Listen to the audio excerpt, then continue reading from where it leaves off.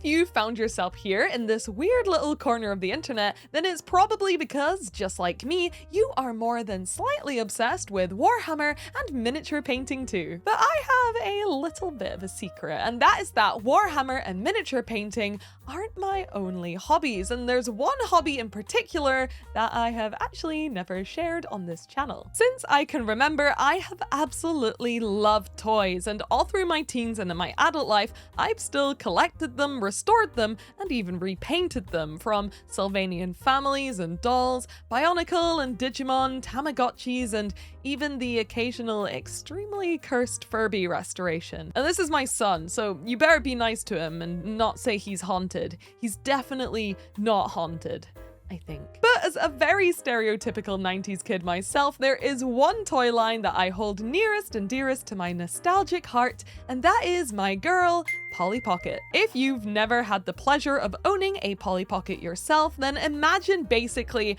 the perfect toy. It's an entire tiny multi-floor playset, complete with moving parts, little secret opening bits, and even cute action figures, all in one handy compact which you can snap shut and fit in your pocket before running home to scream at your mum for some of those good dino nuggies. And now that I'm an adult enjoyer and connoisseur of the highbrow collectible miniature wargame Warhammer 40,000, I unfortunately still feel this tangible void inside of my soul that Polly left behind. And for a while now, I've itched for something which to me seems so obvious, but to this day, Games Workshop still hasn't managed to scratch, which is something that combines my insatiable love for the game of Tiny Guys Warhammer with the primal Polly-esque urge to make a little pocket-sized playset for my dudes. And I don't know about you guys, but I think that after years of planning this whole project in my wildest imagination,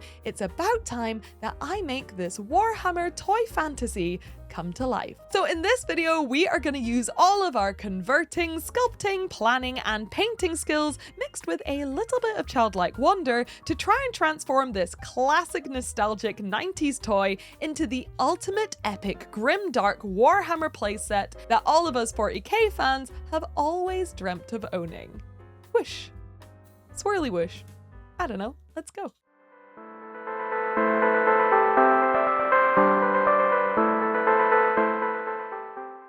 Now, before we crack into making all my dreams come true, I very quickly want to tell you guys about the sponsor for this video, me.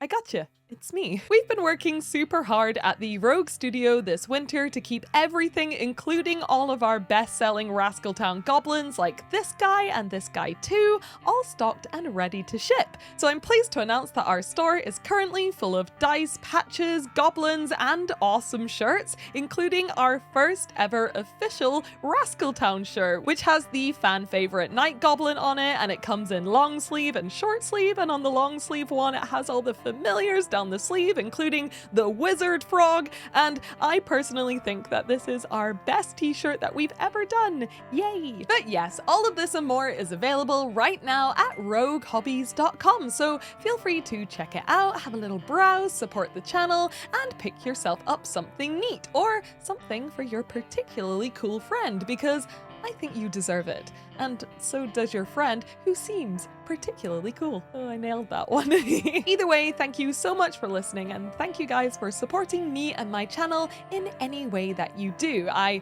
honestly couldn't do any of this without you, and I quite like my job here on YouTube, so I'm really grateful. That's all I want to say. Let's get back to the good stuff. Thank you. Now, I've been talking about my homegirl, Polly Pocket, as if she is all that and a pack of crackers. But if your childhood was perhaps not as girly pops as mine was, then you may remember Polly's more macho brother, Mighty Max. Mighty Max playsets were made by Bluebird, who also produced Polly Pocket, and they kind of brought the same miniature compact playset concept to the table, but instead of cute little mermaids and princesses and things like that, Mighty Max had aliens and skulls and snakes and gorillas. You know, boy stuff. And whilst I never had my own Mighty Max playset when I was a wee lass, I kind of knew for this project that the frilly and somewhat peril-free lifestyle of Polly wasn't really gonna cut it as a grimdark starting point. So I did what I do best and I headed over to eBay to peruse what Mighty Max had to offer. And to my surprise, I absolutely hit the Warhammer adjacent jackpot. This bad boy is the 1992 Mighty Max Wolf Ship, a playset which depicts a wolf-shaped spaceship to which Max is teleported to in order to fight Lord Looper and a bunch of evil aliens hell-bent on destroying the human race via mind control. And yeah, apparently Mighty Max has way more lore than I thought it did, and that's super interesting, but totally not the point of this video, so anyways. And if right now you're thinking, wow, a wolf-themed spaceship with unsubtly named characters such as Lord Looper, that sure sounds Warhammery to me, then that's because, yes, it is Warhammery. It's Warhammery as f***. You're correct. Well done. I actually managed to get a good deal on the playset too because it was missing all of its kind of playable accessories like the detachable mini spaceship, the 2 alien figurines, and Mighty Max himself. But since I wasn't planning on using any of those, that was no problemo. Because my actual plan here was to turn this wolf ship toy into an epic scale 30k Space Wolf Battle Barge playset using the Legions Imperialis scale Space Marines as my playable figures. However, the first problem here, ironically, is that whilst Mighty Max is a miniature playset, it is still absolutely nowhere near the same scale as Epic Warhammer. In fact, Mighty Max is actually a little bit bigger than even Polly-Pocket, and whilst I don't have a Max figurine here to compare the scale, I do obviously have quite a few Pollys. And as you can see, she stands around 2 times the size of your average epic scale Space Marine, making Polly around the same size as a chunky Dreadnought or Magnus the Red in particularly raunchy 40k fanfictions. This means that some of the details sculpted into the playset, especially these chairs here, could potentially descale the entire project and make it look a little bit unthought out. So that is something which we are definitely gonna have to fix later. But apart from that, I have to say that the sculpt itself on the ship is already super cool, and I think without me doing anything, it already reads really Warhammer 40/30k coded. There's a big main floor and then 3 other levels inside the lid of the toy, and they all have strange machines and wires and a bunch of weird shapes and other sweet details, which I think makes it the perfect base to work with to transform it into the interior of a Warhammer spaceship.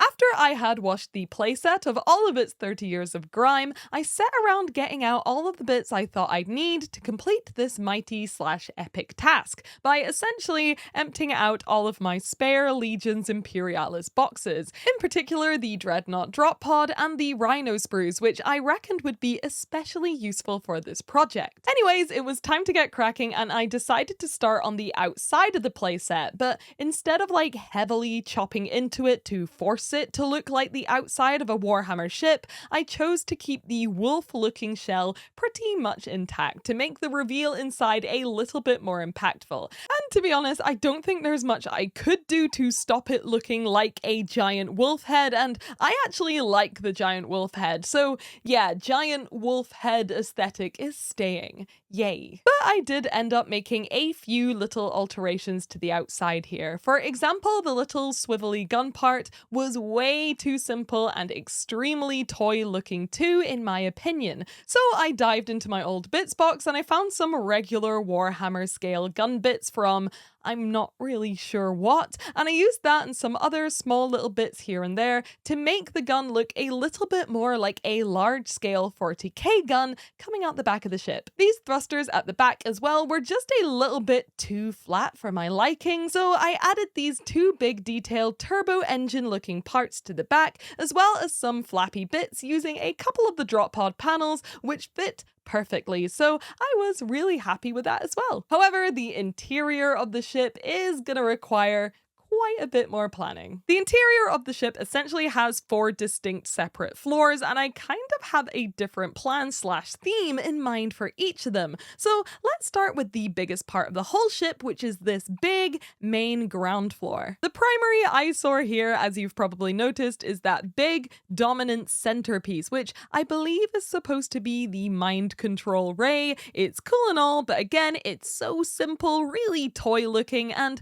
not very Warhammery at all, so I'm afraid it's gonna have to pretty much go completely. One thing I like a lot about this set is the fact that when you close the lid down, the orbs kind of peep through and it looks like the wolf's eyes are glowing from within, and I kind of wanted to preserve this effect because I think it's neat. So I added 2 cool looking round shaped generator thrusters in around the same place, and look, when you close the lid, it still looks like he has little eyes. So cool. Then to hide the rest of the smooth blankness, I covered the centerpiece with little panels, which I spent ages carefully cutting and fitting into the exact right size so that it would look seamless and like I hadn't just cobbled it together. And then I added a bunch of what is going to become my best friend in making this whole project look grimdark, which is little wires. Shout out to little wires. You go, little wires. To finish off the bottom floor, I popped in some more panels at the front to fill the gap where his missing mini spaceship would go. And then I cut some of the Rhino Kit circular doors out to size, and I popped them on the stairs here to give the ship a little bit more depth and to make it look like maybe the Space Marines had some more places to go. As I was listening to Prospero Burns to get me in the mood for this project, I was reminded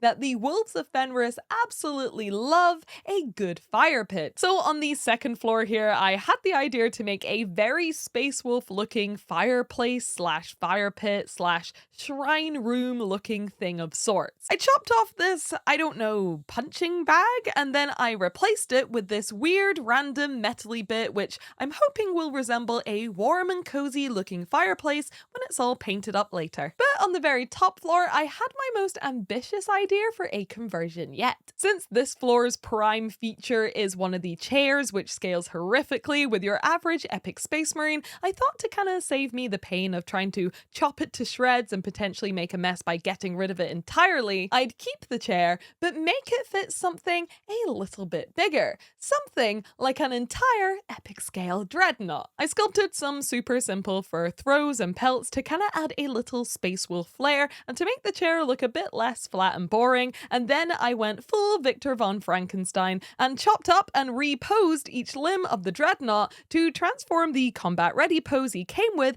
into a casually sitting one. And this was way trickier than it looks and also extremely fiddly too. Like, none of the footage here shows me dropping the parts 100 times, which I absolutely did. I even had to like chop off a thumb on one hand and attach it to another one to make him look like he had a resting right hand, because resting right hands aren't included in the kit. Then obviously I added some more wires going from the ceiling and the various machines in the room into his body to kind of hide some of the messier details of the conversion, and also to make him look like he'd been hooked into the machines after a big battle. But eventually, after a lot of shaky hands, drop parts, and reposing, I had a dreadnought in an armchair looking like he was getting some cool post-battle analytics done, and I think this may be my favorite part of the whole conversion now. I truly think this is awesome. To round off this big old conversion, I did a little once over the whole piece to add in some last minute details which to me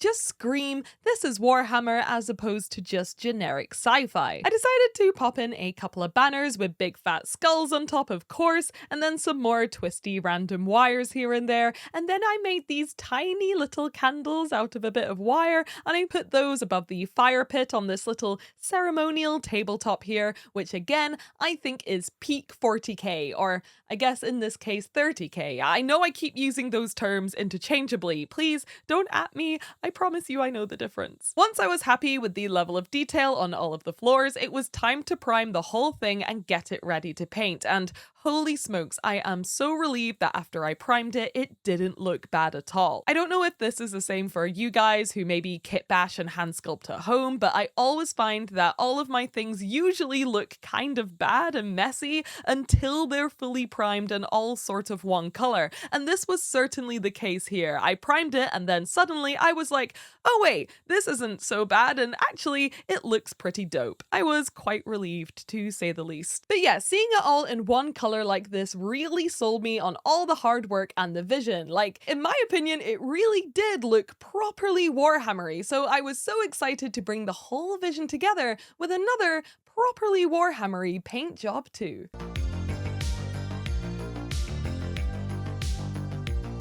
So as someone who admittedly hasn't painted a huge amount of 40k terrain and scenery before, what is the vision here exactly? And what does the inside of a Warhammer spaceship look like anyway? I decided to draw my interior decorating inspiration from a few different places. The first, of course, being just the descriptions of Space Wolf ships and other ships found inside of the Horus Heresy books. The second being the ships depicted in both the Rogue Trader game and in particular in Space Marine 2, which probably has the most detailed and well-rendered Space Marine ship that I have ever seen. And of course my main well of inspiration, which is obviously old Warhammer dioramas, which I absolutely love, specifically the ones done by Mike McVeigh, like this classic one set on the Vengeful Spirit. The first step was to dry brush in what would become the base color for the entire interior, which is this kind of warm, almost rusty looking metallic color. So I mixed up a very nice custom Warhammery metal color with a bunch of greeny coppers and dark silvers in it too. Then I got to work dry brushing the whole of the interior and all the walls and the details with, of course, my fluffy cheap makeup brushes, which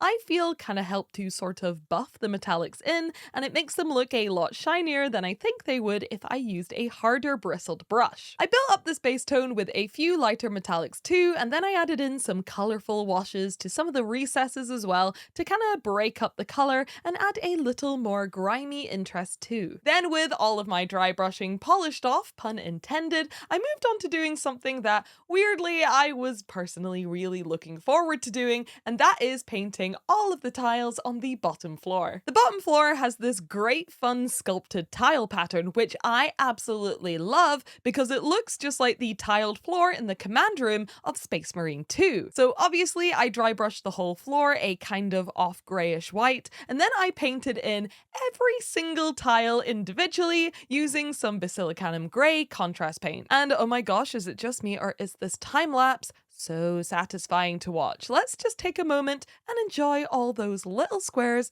coming on in. Wonderful. With the basic interior of the ship all done, it was time to start blocking in some of my colors, and again I was taking a lot of inspiration from the inside of Imperial Warhammer ships and battle barges depicted in games like Space Marine 2 and Rogue Trader. Usually in those games the ships have this super dark and gothic backdrop, which is kind of littered with these ominous, saturated and most importantly glowy sci-fi elements in a bunch of different colors, but especially reds and greens and blues. So I set about one color at a time, kind of blocking them all in to sort of work out a rough sketch of where I wanted all the glowy elements to be, just in case at the end it looked a little bit too busy or weird or something like that. But once my base color areas were all plotted in and I was happy with the kind of pattern they had, it was time for me to absolutely lock in and work my way around each and every one to meticulously paint in the Warhammery looking sci-fi effects. I started with the glowy red elements, which included things like the bright red wires, some glowy lights, and especially the glowing embers around the fire pit and the candles in the middle room. I wanted to make this whole room especially read a little bit more comfy, like a glowy prayer or a ritual space. An absolute visual classic in most of the 40k games that I've played, and a bunch of the artwork too, is of course those glowy green control panels. So I added a lot of them here. Like, I was even freehanding them in places where they didn't exist before and on straight up flat surfaces, just to sell the illusion that this ship is being kept active by the skin of the machine god's teeth. And then I simply got a tiny brush and some pure white paint, and I added some of the usual gibberish lines of code and some flippity beep boop lines too for the Dread's monitoring screens as well, which I think is very cute at this scale indeed. For the blues, I felt like a pop of some strong icy tones would kind of help visually remind us all that this was supposed to be a Space Wolf ship. So I chose to make what I think is one of the main focal points of the whole ship, which are those big generators right in the middle of the main floor, a bright glowing blue, which I think looks super cool. But as you know, one of the main things I was worried about with this kit was all of these chairs, which I thought would descale the whole project. So I managed to paint them in a way which cleverly transformed them into these glowing sort of wall generators. And honestly, I think even without any conversion and just doing this paint job on them has worked out loads, and they don't look like chairs anymore in my opinion. Yay. After all the big glowy details were put in, I quickly went around the rest of the ship, popping in all the other smaller details, like all the other tubes and pipes, some more menacing red glowy lights because I like them so much, and then I even went back and I added in a bunch more free-handed buttons to all of the panels and machines because I think they were looking a little bit plain. And again, the key ingredient, which I think will help this project really come together in the end, are scale, sci-fi, and Warhammeriness. But of course, I left the best part of the entire ship for last, which was the big boy Dreadnought having his post-sanguinalia dinner dad nap in his armchair. If you know me, you know that epic scale miniatures are some of my favorite minis to paint ever, but usually I'm a little bit of a try-hard when it comes to painting them because I want to flex that I can do a super high-end paint job on something so tiny. And that means it's been a very long time since I've painted an epic miniature like I'm doing here, i.e. quickly and a little bit messily, and I have to admit that doing so made me a little bit uncomfortable because obviously I always have to be perfect and do the best paint job ever, or I am the worst painter in the world and I'm doing it wrong. But I chilled out eventually and I kind of let all of the washes and the messy highlights take my soul for a wild ride, and it actually turned out pretty good. Like, he's a little bit more blue than in the, my opinion, kind of boring grey 30k color scheme for Space Wolves, but that's okay because I like things which are cool for my eyes to look at, and I get to do whatever I like, cause he's my mini. Yeah. As a final little detail and kind of Easter egg too, I added this banner above his head and I chose to freehand in the words Mighty Max, loosely translated into Latin, to either be the Dreadnought's name or the name of the ship. I don't know which one suits it more. Let me know what you think. Anyways, the translation came out as Fortis Maximus, and if that ain't the Warhammeriest thing I've ever heard, then I don't know what is. But with that final detail done, the interior of the ship was officially finished and I could move on to the outside of the ship, and I kind of chose to do myself a bit of a favor here and keep it fairly simple. Unlike the inside of the ship, which is nice and heavily detailed, the sculpt on the outside is kind of weird and ambiguous looking and not super duper Warhammery in my opinion. It kind of just looks like a wolf's face carved in rock or something with some thrusters on it. So I decided to just use some similar dark metallics to the ones I used inside the ship to just dry brush the outside. One thing I would have liked to do in an ideal world is change the MM symbol on the front here to something cool like HH for Horus Heresy or even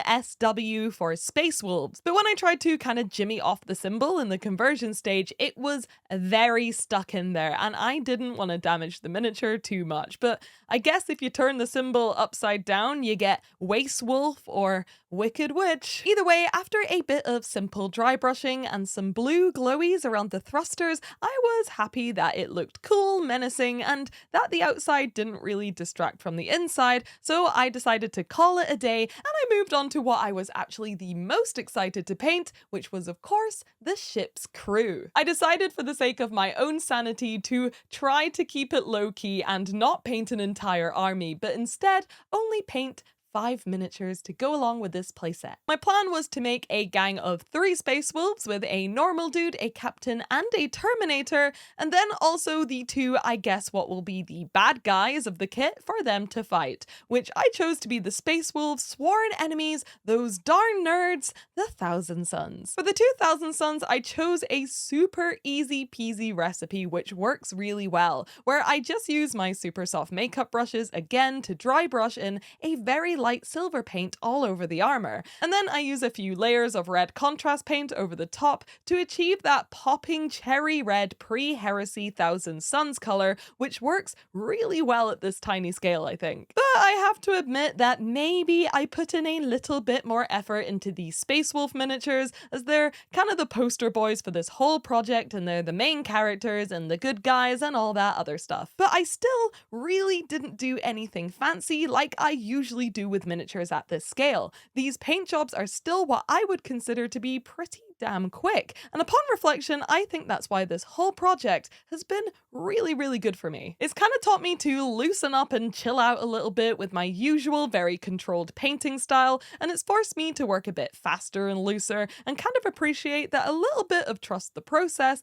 definitely helps when it comes to working on bigger projects like this. But with all the figures polished off, I'm excited to say that this toy is finally ready to play with, so let's put it all together and see if I achieved my goal of making the ultimate pocket-sized Warhammer playset.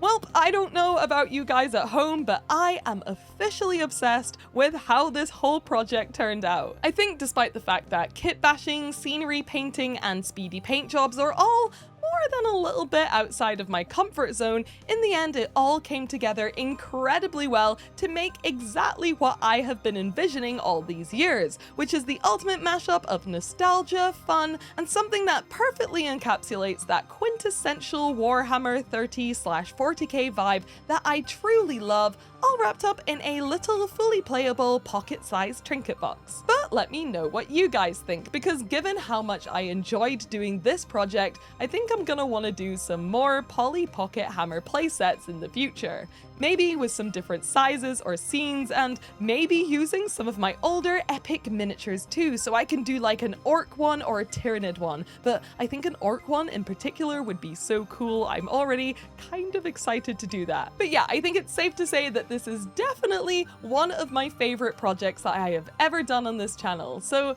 thank you so much for joining me on this journey. But I'm afraid that is all we have time for today. As always, thank you so much for watching this video. I hope you enjoyed it, and thank you for being rogues. I will see you in the next one. Bye. Bye bye. Bye. Bye.